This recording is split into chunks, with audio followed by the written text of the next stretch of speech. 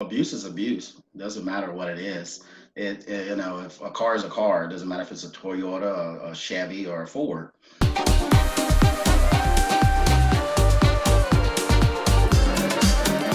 I look at it from a different standpoint. Abuse is abuse, whether it's financial, whether it's physical or mental. No one wants to feel either one of those because it takes a toll on our mental state. But a lot of times people are having other issues way before then.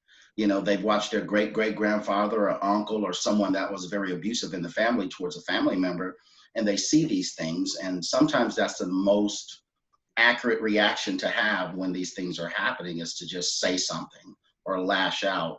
And as they say, every action, there's a reaction.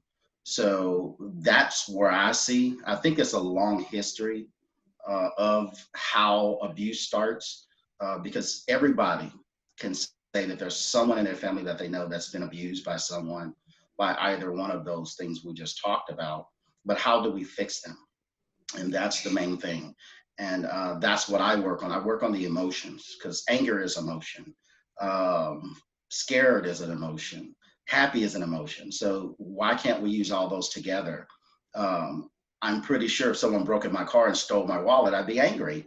So to tell someone they can't be angry and they have to suffocate that feeling is kind of ignorant to me. It's just display it. It's suppressed emotion. And when we talked yesterday, we were talking about these unusual times that we are living in right now. Mm-hmm. We have a global pandemic. We have racial tensions, violence throughout the country.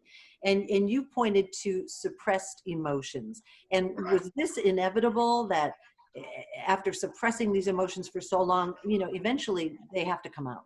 Yes, correct. I mean, we've always had pandemics in America, polio, the Tuskegee syphilis study, just Planned Parenthood, just abortion. These are also pandemics. And I tell people, we haven't tackled those. I wish we would put domestic violence, teen pregnancy, alcoholism in the front like they did COVID.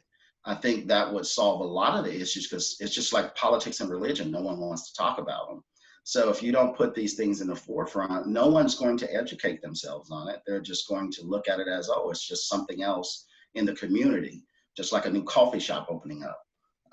And I think that's the problem. We've had these issues for years, racial problems, inequality, socioeconomic problems, and no one has tackled them.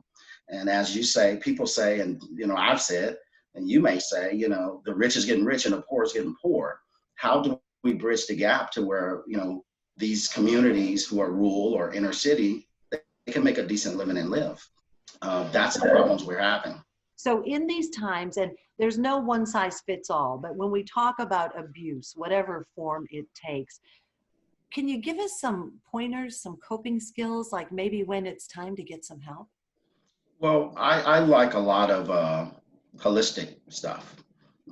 And what I mean by that is you have acupuncture, you have meditation, you have swimming, you have different things that you could use to lower a lot of your tensions and stress that doesn't cost much. I mean, let's just say there's a pill, Xanax may cost taxpayers $60 a pill or maybe $100 a pill. Well, to meditate is free. But back again, we're at resources. And this holistic care is being overshadowed by, prescriptions. And it's hard once you have social, economic problems, you have mental problems, and now you have a pill problem.